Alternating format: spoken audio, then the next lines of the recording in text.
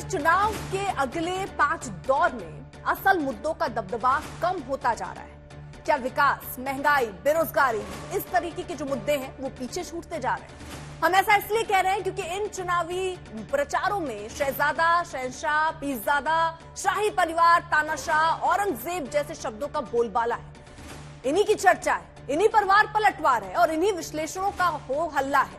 कोई इसमें हिंदू मुसलमान खोज रहा है तो कोई इसे धार्मिक तुष्टिकरण के आईने से देख रहा है, कोई खानदानी सियासत के चश्मे से। लेकिन आखिर में सवाल वही कि मुद्दों के शोर पर चुनावी बयानबाजियों का जोर तो नहीं चल रहा। आज दंगल में बहस इन्हीं सवालों के साथ, लेकिन सबसे पहले ये रिपोर्ट। जैसे एक शहजादे दिल्ली में है, वैसे ही एक शहजादे पटना में भी है। वो मेरे भाई को शहजादा बोलते हैं। गरीब की, दलित आदिवासी की झोपड़ी में फोटो खिंचवाते रहे। मैं उनको बताना चाहती हूँ, ये शहजादे 4000 किलोमीटर पैदल चले हैं। देखिए, प्रधानमंत्री जी कुछ भी बोल सकते हैं, वो पीरजादे हैं। 2 चरणों का मतदान खत्म हो चुका है, 5 दौर बाकी हैं। मुद्दों का शोर तो है ही, लेकिन उन बयानों का भी जोर है जो कहीं न कहीं असल मुद्दों से शायद बड़े होते जा रहे हैं। शहजादा, शहंशाह, पीरजादा, तानाशाह, औरंगजेब, जॉनी लीवर, भटकती आत्मा और न जाने क्या क्या सियासी किरदारों के लिए इन विशेषणों का इस्तेमाल चुनाव प्रचार में जमकर हो रहा है। कोई किसी को शहजादा कह रहा है, कोई किसी को शहंशाह बोलकर पलटवार कर रहा है, तो कोई किसी को पीरजादा बताकर बयानबाजी का तड़का लगा रहा है। बयानबाजी का पहला गुच्छा प्रधानमंत्री नरेंद्र मोदी और प्रियंका गांधी के बीच का है, जिसकी आज सबसे ज्यादा चर्चा है। जैसे एक शहजादे दिल्ली में है, वैसे ही एक शहजादे पटना में भी है। एक शहजादे ने बचपन से पूरे देश को और दूसरे शहजादे ने पूरे बिहार को अपनी जागीर समझा है। वो मेरे भाई को शहजादा बोलते हैं।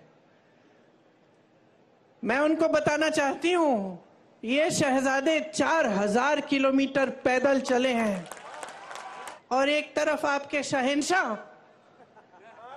नरेंद्र मोदी जी महलों में रहते हैं। आपने कभी टीवी पे उनका चेहरा देखा है? एकदम साफ सुथरा सफेद कुर्ता, एक दाग नहीं है धूल का, एक बाल इधर से उधर नहीं हो रहा है।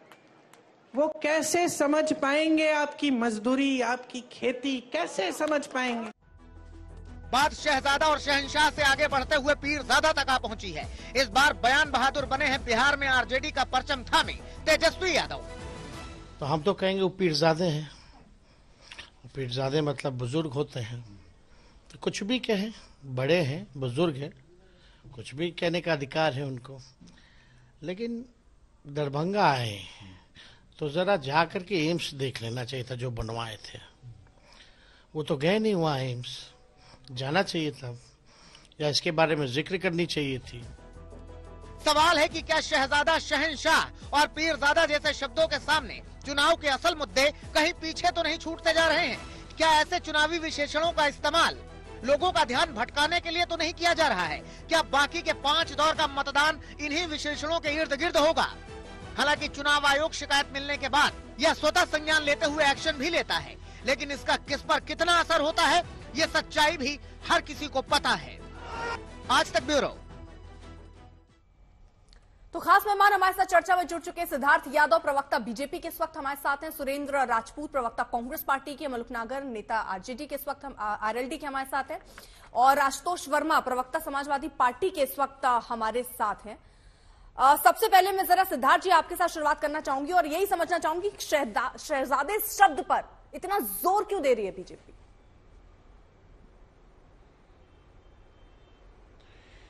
देखिए, शहजादा शब्द राहुल गांधी का एकमात्र ऐसा शब्द है जो पूरे देश की जनता उनको बुलाती है, ये हम नहीं बुलाते।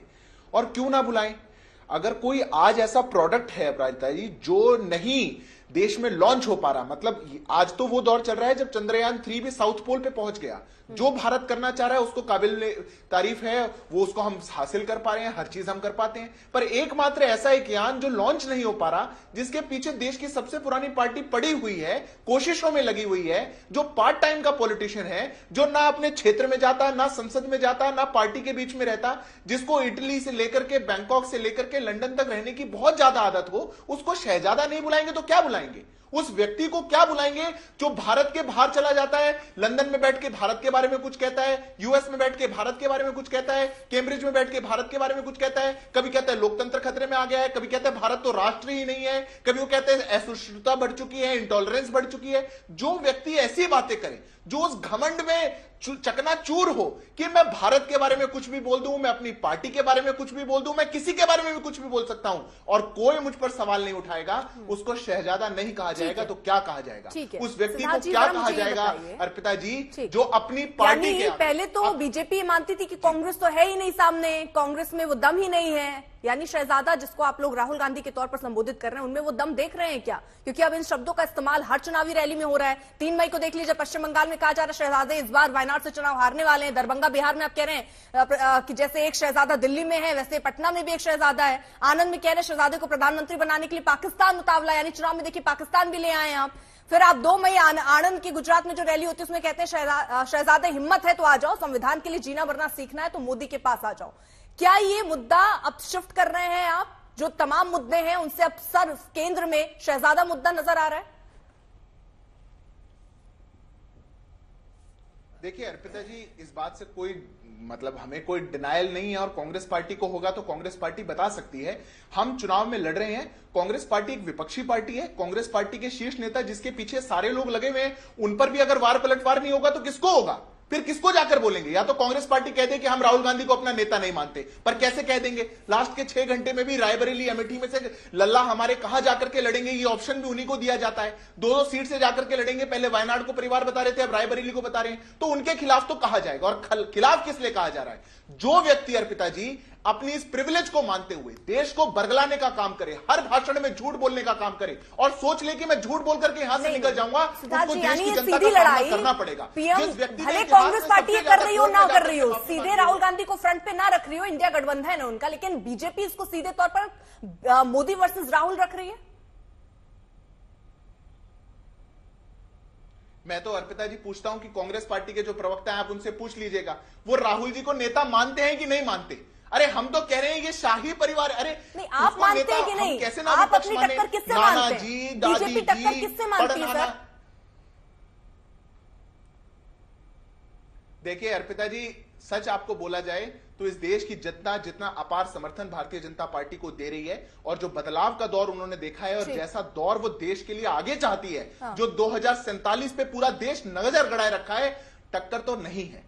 पर हां इतना जरूर है कि अब राहुल बाबा जा जाके हमारे लल्ला महाराज जा जाके कुछ बात कहेंगे या देश भर में रैली करेंगे, भ्रमित करने का काम करेंगे, तो उनको जवाब तो जरूर दिया जाएगा। बिना तो जवाब हर रैली में शहजादे का जवाब, हर रैली में शहजादा क्यों लेकर आ रहे हैं? बेरोजगारी, महंगाई, आपके कार्य, इन सबको उतने प्रबलता से क्यों नहीं गिनाया जा रहा है? और ये जो गेयर बदला गया है 2 चुनावों के बाद, 7 मई को देखिए 93 सीटों पर चुनाव होना है, लेकिन जो गेयर बदला गया है चुनाव से ठीक पहले, मतदान से अगले, क्यों? अर्पिता जी देखिए, एक समस्या है, 10 सेकंड दीजिएगा आप। हम जो बोलते हैं ना, हमारे लिए कहा जाता है पूरा गेयर बदल दिया गया, अब यही कहा जा रहा है। हमने कहा इनके मैनिफेस्टो में मुस्लिम लीग की छाप है, तब आप लोगों ने हमें कहा अब मुस्लिम लीग को आप क्यों ले आए? अरे इनने लिखा हुआ था हम धर्म के आधार पर देश में जजेस को लाएंगे, स्कॉलरशिप को लाएंगे, एजुकेशनल लोन को लाएंगे, हमने कहा तो आपने कहा वो, हमने कहा कि ये शहजादे हैं, ये ऐसा काम करते हैं, तो आपने कहा कि अब हमने गेयर बदल दिया। हम सबकी बातें कर रहे हैं, आप 1.5 मिनट 2 मिनट की क्लिप पर आप ही चाहते हैं कि शो वैसा हो, तो हमारी क्या गलती है? हम तो कह रहे हैं ना, हमने पहली बार इस देश में ऐसी सरकार बनी है अर्पिता जी जिसने लाभार्थियों के पास अपने ट्रकों को भेजा है। जब कांग्रेस की सरकार होती थी, इनके नेता जाते थे, उनको जूते पड़ के वापस आते थे। हमारी सरकार के ट्रक गए हैं कि लाभार्थियों को जो लाभ मिला है आप आके रजिस्टर हुई है, कोई अगर रह गया होगा तो उसको हम और रजिस्टर करेंगे। ये नरेंद्र मोदी की सरकार है, इसलिए हम चुनाव लड़ रहे हैं अपने मुद्दों पर, चुनाव लड़ रहे हैं विकसित भारत पर, चुनाव लड़ रहे हैं उभरते हुए भारत पर। मुद्दे तो अब शहजादा, शहनशाह, पीरजादा, तानाशाह, औरंगजेब तो होगी। मुद्दे तो ये दिख रहे हैं ना। कौन सी पार्टी बहुत बेरोजगारी की बात कर रही है, कौन रोजगार की बात कर रही है, ये मुद्दे चेंज हो रहे हैं, उसी पर तो सवाल है। सुरेंद्र राजपूत जी, मेरा सवाल आपसे, शहजादा के जवाब में शहनशाह क्यों? आपको अर्पिता जी ठीक है सर, मैं आ रही हूँ सर आ रही हूँ सर, अभी चर्चा शुरू हुई है, रुक जाइए। आपको औरंगजेब दिख रहा है? नहीं, 10 सेकंड लूंगा अर्पिता जी, आपने कुछ बात कही है। आपने वोट जिहाद नहीं देखा, आप उसको भी जोड़ लीजिए ना। उनके नेता कह रहे हैं वोट जिहाद करिए, पर आपने अपने उल्लेख में वो नहीं जोड़ा। मल्लिकार्जुन खड़गे, मेरे नाम में शिव है इसलिए मैं राम से लड़ सकता हूं, आपने अपने उल्लेख में उसको नहीं जोड़ा। आप भी तो क्या सिलेक्टिवली देख रहे हैं, वो भी तो देश देख रहा है ना। आप क्यों नहीं उनके नेताओं के बयान को बता पा रहे? ठीक, सुरेंद्र राजपूत जी।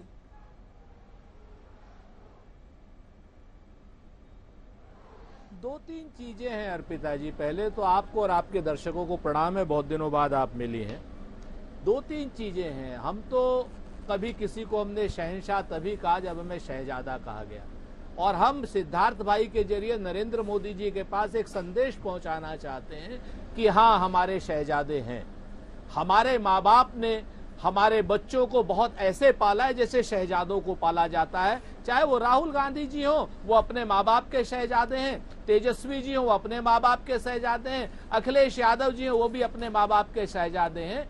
ये कौन से शहजादे, मोदी जी या शाह जी अगर नहीं है किसी के शहजादे, तो ये उनका दुर्भाग्य है। उनको अपने माँ बाप से पूछना चाहिए कि हमें भाई इस तरीके से क्यों पाला कि हमें कहना पड़े कि हम तो भीख मांग करके अपना रोटी चलाते थे, हमने तो भीख मांग कर पढ़ाई की पॉलिटिकल एंटायर साइंस से। तो इनको अपने माँ बाप से शिकायत होनी चाहिए, नंबर 1। नंबर 2, शहजादे की जो बात इन्होंने कही, मैं आपको एक छोटी सी तथ्यात्मक जानकारी देता हूं। हमारे राहुल गांधी जी के पास में टोटल जो हलफनामे की संपत्ति है वो 20 करोड़ रुपए की है, और जो अपने आप को गरीब कहते हैं, अपने आप को कहते हैं कि मेरी कपड़े की दुकान थी, मेरा ये था, अमित शाह जी, उनकी संपत्ति इस वक्त 65 करोड़ से ऊपर की है। कहां से लेकर के आए? हमारे पास तो एक लीगेसी है। नेहरू जी की संपत्ति अगर हमने देश को नहीं दान की होती तो कम से कम राहुल गांधी जी के पास 12-14 हजार करोड़ की संपत्ति इस वक्त होती। हमने वो देश को दान कर दी। लेकिन ये जितने भी शहजादे और शाहजादे हैं, शाहजादे आज की डेट में बीसीसीआई को किस तरीके से चला रहे हैं वो भी आपके सामने है। तो शहजादे की बात अगर ये करेंगे तो बहुत कुछ सुनना पड़ेगा। हमने तो सिर्फ शहनशाह कहा, और शहनशाह एक बड़ा अच्छा शब्द है। वही शहनशाह होता है जो अपने आप को 20,000 करोड़ के मकान में रखता है, 8,000 करोड़ के जहाज में घूमता है, 2 लाख से लेकर के 20 लाख रुपए तक के रोज सूट पहनता है, 1.5 लाख रुपए का क्या नाम ये पेन लगाता है, और वो जो चश्मा है उनका कार्टियर का वो 1.5 करोड़ का होता है। ये इन परिवारों को, जो इनको शहनशाह नहीं कहा जाएगा तो किसको कहा जाएगा? 4000 किलोमीटर चलने वाले तपस्वी को तो शहनशाह नहीं कह सकते, जो लगातार जनता के बीच में जा रहा हो।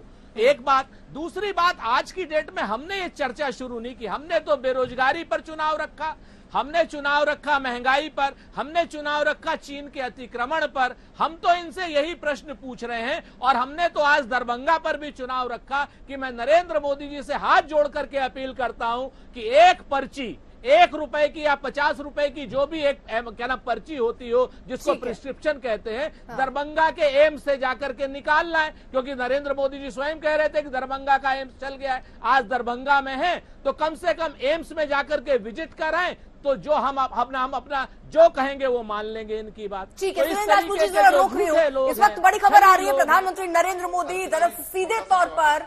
सर मैं आ रही हूँ, एक बड़ी खबर ले लूं पहले, फिर आर्य सुधा जी आपसे जवाब लूंगी। बड़ी खबर इस वक्त की, बड़ी खबर अयोध्या पहुंचने से पहले शाम 7 बजे से प्रधानमंत्री के अयोध्या में कार्यक्रम है। प्रधानमंत्री उससे पहले विपक्ष पर जबरदस्त हमला कर रहे हैं। इटावा में मौजूद थे प्रधानमंत्री नरेंद्र मोदी। उन्होंने कहा मंदिर के बहाने प्रधानमंत्री का विपक्ष पर हमला कि प्राण प्रतिष्ठा जैसे कार्यक्रम में कांग्रेस ने निमंत्रण को ठुकरा दिया। ये पहली बार प्रधानमंत्री इसका जिक्र नहीं कर रहे हैं, हर मंच से प्रधानमंत्री इसका जिक्र करते नजर आए। सपा कांग्रेस की खोटी नीयत का हिसाब बहुत लंबा है। आप याद कीजिए, 5 साल पहले कांग्रेस का शाही परिवार चुनाव के समय मंदिर मंदिर घूम रहा था। कोई कहता था इस कोने में मंदिर है, अरे बोलो चलो भाई। कांग्रेस के शहजादे ने तो कोर्ट के ऊपर जनेऊ तक पहन लिया था, लेकिन इस बार मंदिर के दर्शन बंद, कोर्ट के बाहर टंगा जनेऊ उतर गया।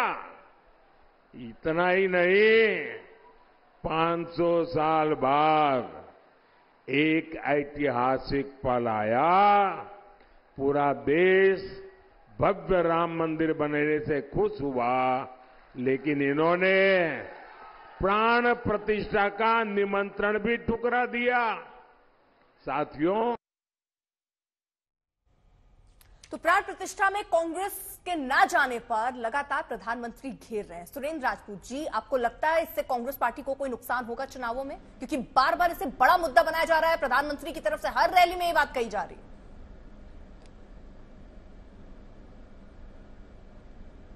प्रधानमंत्री जी को जवाब कांग्रेस को नहीं देना है। प्रधानमंत्री जी, आपको जवाब तो हमारे चारों शंकराचार्यों जी ने दिया है। आज की डेट में आप हमसे पूछने से पहले अगर आप में हिम्मत है, हैसियत है और हौसला है तो आप बताइए शंकराचार्य जी को क्यों नहीं बुलाया गया था प्राण प्रतिष्ठा में? चारों शंकराचार्य जी ने क्यों विरोध किया था? चारों शंकराचार्य जी ने क्यों निमंत्रण ठुकराया था? आप अगर इस बात का बात करेंगे तो आज की डेट में सनातन विरोधी अगर कोई इंसान है तो वो नरेंद्र मोदी है। सनातन के विरोध में उन लोगों ने जो काम किया है, क्यों ये रहा था, जरा मुझे समझा दीजिए। जब बात छिड़ी है तो वो कांग्रेस प्रतिष्ठा में न जाना किस वजह से नहीं गए आप लोग? जी, मैं कह तो रहा हूं आपसे कि आप चारों शंकराचार्यों से पूछिए। जब उन्होंने कहा था कि मतलब उन्होंने वो नहीं गए तो आपने उनका साथ दिया और आप भी नहीं गए। जहां पर क्या नाम वो नहीं लगा हुआ है, हमारे झंडा नहीं। अरे मेरी बात सुनिए अर्पिता जी, देखिए इसको क्योंकि ये बहुत महत्वपूर्ण मुद्दा है। जी। आज की डेट में सनातन विरोधी अगर कोई पार्टी है तो भारतीय जनता पार्टी है। हिंदू विरोधी अगर कोई पार्टी है तो भारतीय जनता पार्टी है। सुरेंद्र जी, मुझे मेरा जवाब दे दीजिए ना। कह रहा हूँ मतलब शंकराचार्य जी लोग नहीं गए तो इसलिए कांग्रेस पार्टी भी नहीं गई, आपने उनका साथ दिया है। धर्म इसका जवाब देगा और धर्म इसका बदला लेगा। यही स्टैंड, इसी वजह से नहीं गए ना, यही स्टैंड रहा ना कांग्रेस पार्टी का। हाँ बिल्कुल साथ दिया। ठीक है, हाँ हम शंकराचार्य के साथ में हम बिल्कुल समझ गई सर। जल्दी से एक छोटा रिएक्शन सिद्धार्थ जी, उसके बाद बाकी दो मेहमानों के पास मैं जा नहीं पाई हूँ। ठीक है सिद्धार्थ, धर्म विरोधी नहीं है। ठीक सर। हाँ, अब ये जो अभी हमारे कांग्रेस पार्टी के सुनील जी कह रहे हैं, इनकी बात को सुनकर के तो वैसे आपके सारे दर्शक हंस रहे हैं, पर जो पहले इन्होंने बात बोली उसका जरूर जवाब दे दो। उन्होंने कहा कि हाँ हमारा शहजादा है, स्वीकार किया है इन्होंने, बिल्कुल करना ही पड़ेगा। पर किससे तुलना कर रहे थे आप? अरे माँ बाप का शहजादा है अगर तो घर में बैठा करके चाय पिलाइए ना लल्ला को, देश थोड़ी सौंप देंगे। देश को चाहिए कर्मयोगी, देश को चाहिए जो अपनी भूख प्यास सब कुछ बुझा करके देश के लिए दिन रात सोचे, दिन रात काम करे। और आदरणीय प्रधानमंत्री जो 22 साल से हेड ऑफ गवर्नमेंट है, एक दाग जिनके दामन पे आप नहीं लगा सकते, एक छुट्टी जो नहीं लेते हैं, जो देश के लिए दिन रात काम करने लग रहे हैं। एक गरीब परिवार से उठकर के एक व्यक्ति आया और उसने अपना सब कुछ सर्वस्व त्याग करके इस देश को एक महाशक्ति बनाने के लिए बलिदान दे दिया, उससे तुलना कर रहे हैं सुनील जी। और फिर कहते हैं हाँ शहजादे हैं, आप नहीं होंगे तो माँ बाप से जाकर के पूछिएगा। ये देश को नहीं चाहिए। आप हैं, आपके बेटे शहजादे हैं, उनको घर में बैठाइए, चाय पिलाइए लल्ला को, आगे बढ़ाइएगा। पर हाँ अर्पिता जी एक बात जरूर कह दूं, शहजादा इन्होंने कहा कि है तो बहुत अच्छी बात कही, क्योंकि अगर इस देश के इतिहास में किसी की हिम्मत रही कि प्रधानमंत्री द्वारा किसी ऑर्डिनेंस को अगर लाया गया हो और उसको प्रेस कॉन्फ्रेंस में कोई फाड़ दे तो वो एक शहजादा ही कर सकता है। बताइए किसी की हिम्मत है तो बताइए, सुनील जी कभी अपनी पार्टी में ऐसा कर पाए तो बताइए, कोई भी कर सकता हो तो। हाँ। और यहाँ बैठ करके बहुत बड़ी बड़ी बातें, अरे सिद्धार्थ जी इसका जवाब दे दीजिए सुनाएंगे कि हर बार राम मंदिर का जिक्र क्यों हो रहा है चुनावों में? जब बीजेपी ने इतने अच्छे कार्य किए, विकास किया, तो इस बात का जिक्र, शहजादे का जिक्र क्यों नहीं? सिर्फ विकास के मुद्दे पर चुनाव लड़ा जा रहा है, या फिर मुद्दे हैं ही नहीं, या फिर मुद्दों को डाइवर्ट किया जा रहा है? क्या मुद्दे हैं? अर्पिता जी, हमारे मुद्दे हमने पूरी देश के सामने रखे। हमने बताया कि कैसे इस देश में 5 मेट्रो सिटी से 20 मेट्रो सिटी हो गई, हम 10वें स्थान से 5वें पायदान पे आ गए, हम दुनिया का इतना बड़ा अर्थतंत्र बन चुके हैं, एक आर्थिक महाशक्ति बन चुके हैं, 3रे स्थान पर हम जाने वाले हैं, हम ओलंपिक्स होस्ट कराने की बात कर रहे हैं, विकसित भारत की बात कर रहे हैं, स्पेस स्टेशन की बात कर रहे हैं, हमने 25 करोड़ लोगों को गरीबी रेखा से बाहर निकाल दिया, 4 करोड़ लोगों को आवास दे दिया, 12 करोड़ इज्जत घर दे दिए, जो सोच नहीं पाई कांग्रेस पार्टी, जो शहजादा कभी सोच नहीं सकता था। इस देश की मूलभूत सुविधाएं नहीं थी 60 साल से, वो हमने देने का काम किया। हमारे लिए मेरा सवाल तो ये है, यहां पर बैठ करके सुनील जी शहजादा, राम मंदिर, ये मुद्दे क्यों उठाए जा रहे हैं? पाकिस्तान चुनाव में क्यों लाया जा रहा है? मुझे ये बताइए ना। मैं बस 10 सेकंड लेता हूं। क्यों लाया जा रहा है? क्योंकि जो इनके प्रेमी है ना, वहां पर बैठ करके फवाद चौधरी, वहां के नेता सारे दुआ कर रहे हैं दिन रात कि राहुल जी आ जाए, सारे दिन रात दुआ कर रहे हैं। अब वो ट्वीट कर रहे हैं, इनके लिए दुआ कर रहे हैं, हम बोले भी ना, वाह जी वाह, कमाल बात हो गई। ये कह रहे हैं हम सनातन विरोधी हैं। 500 सालों की यात्रा जिसे एक महापुरुष ने, जिसे एक नेता, ठीक है सर, मैं जरा मलूक नागर जी और आशुतोष वर्मा को भी चर्चा में ले आती हूँ, बहुत वक्त हो गया सर, रुक जाइए। ठीक है सर, मैं आ रही हूँ। उसको ये सनातन विरोधी बताते हैं। ठीक है मलूक नागर जी, आप देख रहे हैं कि वाकई सुनील राजपूत जी, आ रही हूँ सर, बहुत गंभीर इन्होंने जो है आरोप लगाए, उनका 5 सेकंड में जवाब देने दीजिए प्लीज। सर फिर ये क्या, ये बीजेपी वर्सेस कांग्रेस हो जाएगा सर? 2 और मेहमान है, उनको भी जरा चर्चा में जोड़ लूं, फिर आप अपनी बात रख लीजिएगा।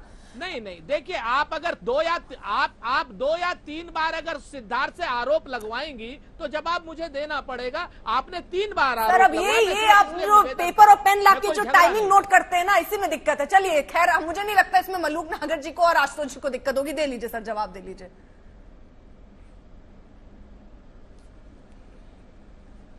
मैं 2-3 चीजें बड़ी साफ कह रहा हूं, हमको आप कुछ भी कह लीजिए, लेकिन मेरे देश की जनता को और मेरे देश के बेरोजगारों के लिए पेपर लीक मत कराइए। हमें जो गाली देनी हो आप दीजिए। सनातन विरोधी आप हैं, आप हमें बता दीजिए आपके शाहजादे के पास 70 करोड़ की प्रॉपर्टी कहां से आ गई? कौन सा उनके पास अपना बैंक है भाई? अमित शाह की 70 करोड़ की प्रॉपर्टी, और राहुल गांधी जिसको आप कह रहे हैं शहजादा, और जो 4 पीढ़ियों का शहजादा है, उसके पास 20 करोड़ की। अब ये सर रुक जाइए, और लुटेरे तो आप हैं, शाहजादे लोग तो आप लोग हैं, लुटेरे आप हैं, गुजरात के लुटेरे आप हैं, पूरा आपने देश लूट लिया है। 70 करोड़ की प्रॉपर्टी आपके पास। यहाँ भाषण देने के लिए नहीं बुलाया। ठीक है सुनील राजपूत जी, 5 सेकंड कह के 15 सेकंड ले जाना, ये भी तरीका ठीक नहीं है ना सर? बीच में मत सर, ये भी तरीका ठीक नहीं है ना सुरेंद्र जी? 5 सेकंड कह के 20 सेकंड ले गए आप। रुक जाइए जरा, मैं चर्चा में मलूक जी को और आशुतोष वर्मा जी को भी जोड़ लूं। मलूक जी जरा मुझे समझाइए, जवाब एक भी नहीं दिया। मुझे जरा एक चीज समझाइए, जिस तरह से अब ये मुद्दे बदल रहे हैं, आप मान रहे मुद्दा विहीन कहीं चुनाव होता जा रहा है, या इन 2 फेज के जो इलेक्शंस हुए हैं इनको देखने के बाद कहीं ऐसा तो नहीं कि रणनीति में बदलाव किया जा रहा है?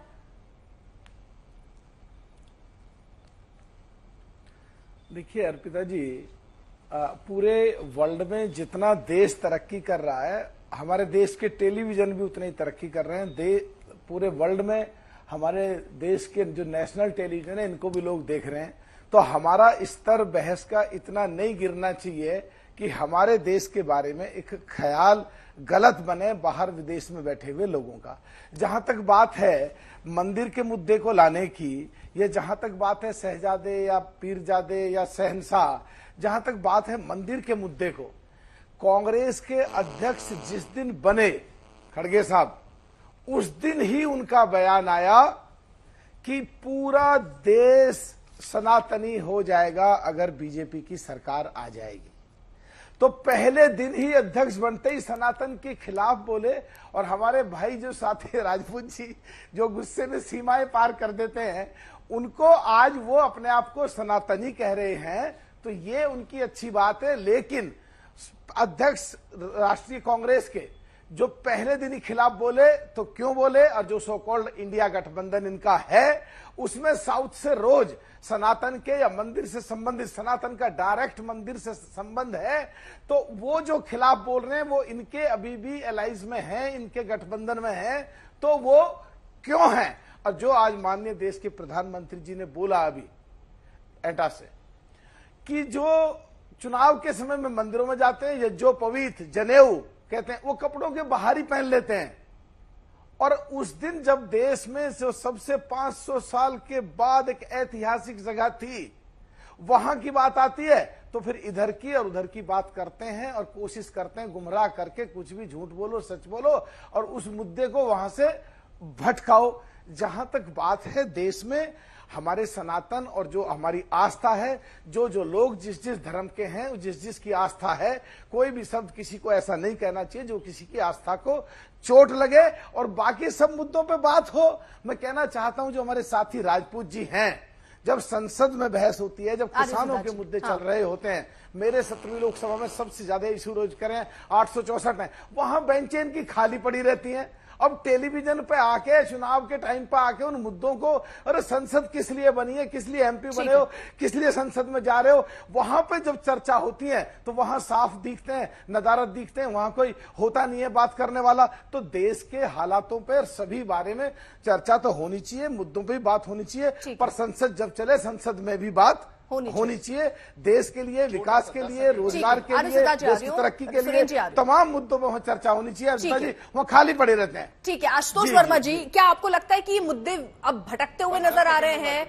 बस 10 सेकंड शायद उनसे संपर्क हमारा इस वक्त नहीं हो पा रहा है। बताइए अर्पिता जी, बस सिद्धार्थ जी, अब मेरा काम भी आप ही करेंगे क्या? आपको ये तो पत्रकारों पर छोड़ दीजिए, ब्रेकिंग न्यूज भी अब प्रवक्ता देने लग गए। अब आपका चैनल नहीं चला रहा है तो मैं मदद अब देखिए आइए मेरे पास।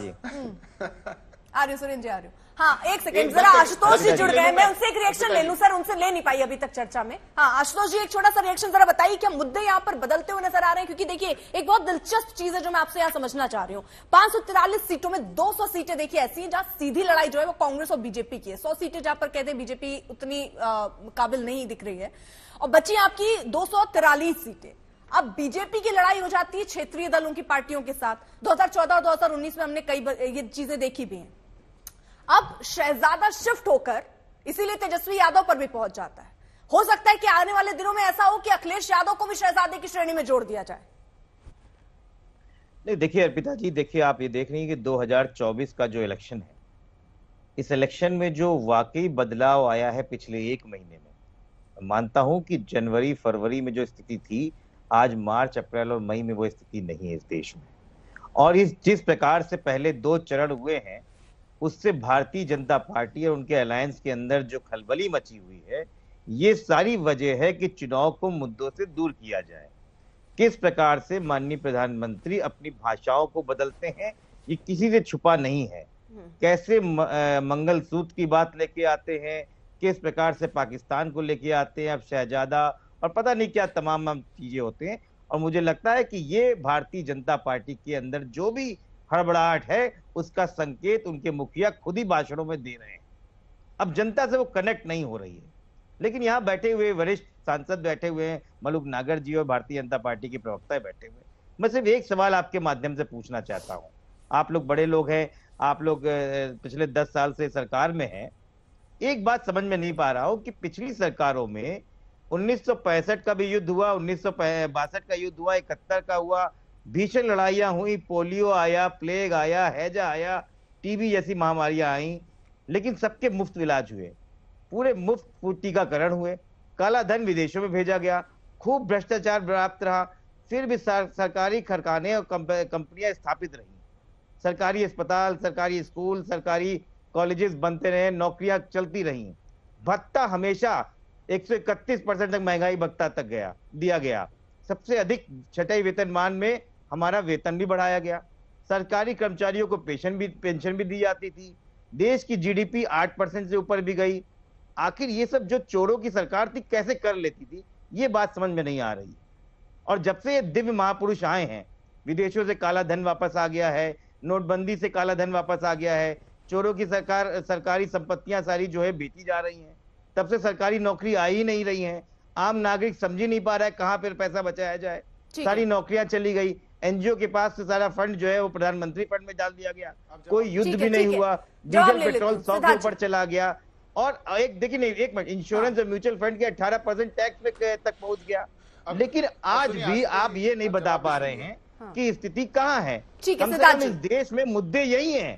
आप कितना भी भटवा लो, शहजादे कर लो और ये मंगलसूत्र कर लो, देश के मुद्दे यही है जो इस देश का युवा और आधी आबादी पूछ रही है। ठीक है सिद्धार्थ, भाई हमको कहाँ पे लेके जा रहे हो आप?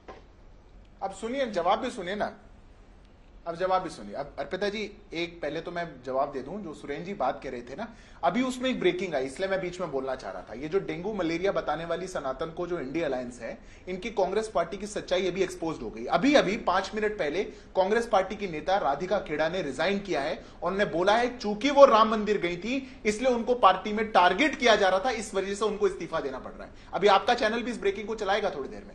और मैं अर्पिता जी, यही इनकी सच्चाई है, चलती डिबेट में एक्सपोज हो गई, इससे ज्यादा कुछ नहीं हो सकता। ये है कांग्रेस पार्टी, ये है इनकी सच्चाई। ये लिस्ट बनाते हैं कौन कौन लोग जा रहे हैं राम मंदिर के अंदर, ये लिस्ट बनाते हैं कौन कौन लोग इस देश में, इस देश की आस्थाओं के साथ खड़े हो सकते हैं, और फिर उनको टारगेट करने का काम करते हैं। ये तो सुरेंद्र राजपूत जी का ठीक है हिसाब, या तो छुप के करते होंगे या नहीं करते होंगे, तभी राहुल जी की नजर में नहीं आए, नहीं तो टीवी पे नहीं बैठेंगे। अभी दूसरी बात, अभी हमारे समाजवादी पार्टी के साथी कह रहे थे कि देश के मुद्दे तो वही रहेंगे। मैं उसका जवाब सुरेंद्र जी आ रही हूं, बिल्कुल वही रहेंगे। आज से पहले बहुत अच्छी सरकारें थी, इसलिए तो देश पूछता है।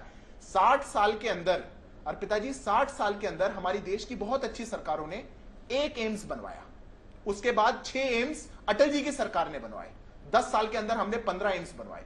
देश पूछता है कि आपने 60 साल में सिर्फ एक एम्स दिल्ली बना पाए, आपको इस देश में मेडिकल कॉलेज नहीं थे। अरे 10 साल के अंदर 50,000 सीटें बढ़ गई हैं मेडिकल कॉलेजेस की, 10 नए आईटीज आ गए, आईएम्स आ गए, ट्रिपल आईटीज आ गए, इंस्टीट्यूट ऑफ नेशनल इंपॉर्टेंस आ गए, पर कैपिटा 86,000 से बढ़कर के 1.5 लाख का हो गया, मेट्रो सिटीज आ गई। आप लोग क्या बात करते हैं? आपको देश ने कौन सा मौका नहीं दिया? आपको देश ने सत्ता दी, सम्मान दिया, आपके हाथ में सब कुछ जो आप चाहते थे सौंप करके रखा, और आपने क्या दिया? अक्साई चीन चाइना को दे दिया, यूएन की परमानेंट सीट आपने चाइना को दे दी। आपने पाकिस्तान के साथ क्या किया वो देश जानता है। आपने देश की सेनाओं पर प्रश्न उठाने से कभी बाज नहीं आए। आपने कच्चा तीवू श्रीलंका में था, जमीन की, अरे छोटी सी जमीन है क्या करेंगे, दे दी। अरे आप देश को देते रहे, बांटते रहे, बेचते रहे।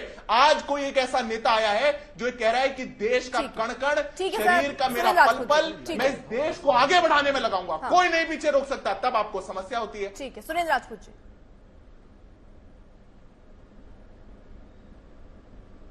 3-4 चीजें इन्होंने की। एक तो हमारी बहन राधिका खेड़ा के बारे में कहा, तो मैं आपको एक जिम्मेवारी से बात कहता हूं अर्पिता जी, 16 जनवरी को, 15 और 16 जनवरी को हमारे कम से कम 10,000 कार्यकर्ता श्री अजय राय जी के और अविनाश पांडे जी के नेतृत्व में अयोध्या में भगवान श्री राम के दर्शन करने आए थे।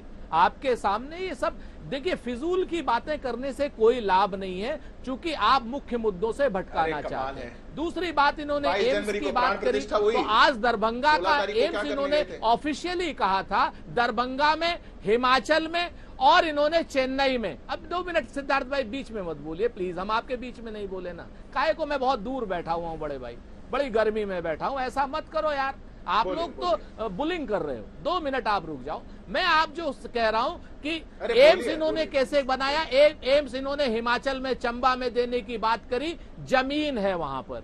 इन्होंने दरभंगा में देने की बात करी। मैं चुनौती देता हूं कि मैं राजनीति छोड़ दूंगा अगर दरभंगा में एम्स इनका आ गया हो तो। मैं राजनीति छोड़ने को तैयार हूं अगर प्रधानमंत्री दरभंगा के एम्स में जाकर के क्या नाम अपना कोई इलाज करा ले या किसी आदमी का इलाज करा ले, मैं राजनीति छोड़ने को तैयार हूं। तीसरी बात इन्होंने कही कि साहब जब हम आजाद हुए थे उस वक्त हमारी पर कैपिटल इनकम कितनी थी, और आज हमारी पर कैपिटल इनकम जब हमने 2014 में, तो हमने 86 गुने बढ़ाई थी, 86 गुना बढ़ाई थी हमने, बल्कि 86 नहीं, सॉरी 152 गुना।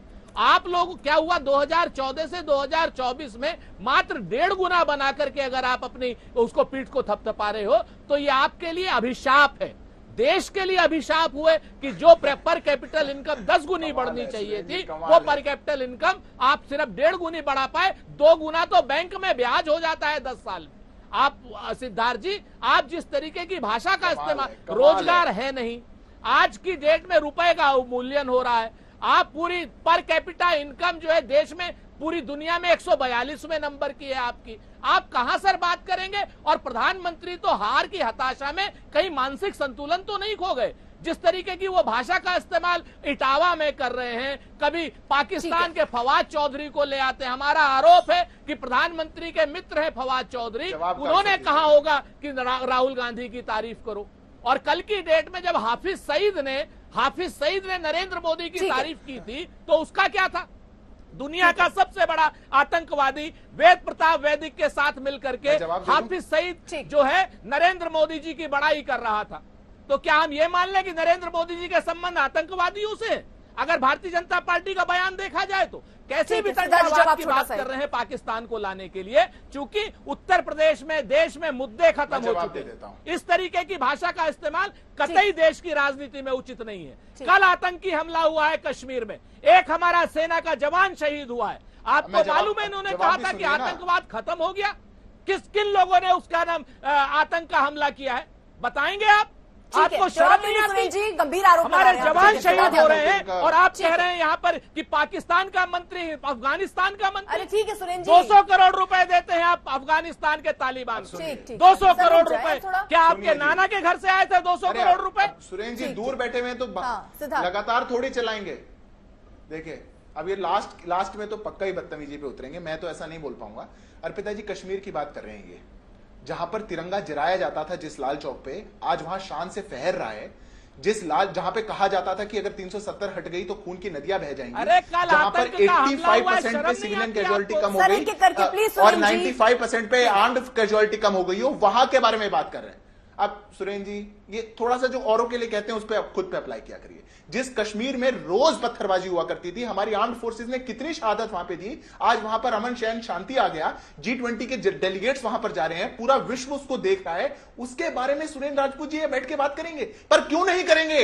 अरे इनके नेता ने अर्पिता जी क्या बोला था जब भारत जोड़ो यात्रा लेकर के कश्मीर में गए और विदेश में जाकर के उसका उल्लेख कर रहे थे, तो कह रहे थे कि जब मैं कश्मीर में घूम रहा था तो एक आतंकवादी से मेरी नजर मिली, उसने मेरे से नजर मिलाई, उसने मेरे को लग रहा था कि वो बम चलाएगा पर उसने चलाया नहीं। ये लोग जो देश की खिल्ली बनाते हो, देश का मजाक बनाते हो, जिनके लिए देश में कोई सीरियसनेस ना हो, जिसमें देश की नेशनल सिक्योरिटी से लेना देना ना हो, वो कश्मीर की बात ना करें तो बेहतर है। पर कैपिटा इनकम की बात कर रहे थे, 86% नहीं, पर कैपिटा इनकम 2014 में 86,000 डॉलर्स की थी, आज 1.5 लाख की है। वो मैं आपको बता रहा था। इतना आपने कभी भी बढ़ाया हो ना तो बता दीजिएगा, पर आपने जो किया था वो मैं बता देता हूं। तो जो 2004 में पिताजी जब हम इनको सत्ता देकर के गए थे तो भारत 10वें स्थान पर था। 2014 में जब हम वापस आए तो भारत 10वें ही स्थान पे था। 10 अरे सुनिए भाई, अरे सुनिए जी, आपकी सच्चाई ठीक है सिद्धार्थ जी, मुझे ये बताइए जितनी सच्चाई आप बता रहे हैं, इतना विकास हुआ है, इतना सब हुआ है, तो मुझे ये बताइए ना मुद्दे क्यों बदलते जा रहे हैं? वो इनको नहीं दिखता। मुद्दे क्यों बदलते जा रहे हैं सर? यही सब क्यों नहीं? राम मंदिर को लेकर क्यों हर मंच से प्रधानमंत्री इसका जिक्र प्राण प्रतिष्ठा को लेकर कर देते हैं? क्यों हर जगह से शहजादा करने की कोशिश हो रही है? क्या बीजेपी के लिए अब 400 का ये नारा जो था वो गले की फांस सी हो गई है क्या? गले की हड्डी सी हो गई है क्या? वो इसलिए क्योंकि जो पहले चरण में जब तक 400 के पार का नारा था, दूसरे चरण का मतदान आते आते मुद्दे बदल जाते हैं। पहले एनडी गठबंधन निशाने पर था, अब सीधे तौर पर शहजादा, यानी जिसको राहुल गांधी के तौर पर कहिए, यानी बीजेपी वर्सेस कांग्रेस कर रही है, क्योंकि इसका फायदा बीजेपी को रहता है। हर बार ये करने की कोशिश हुई है।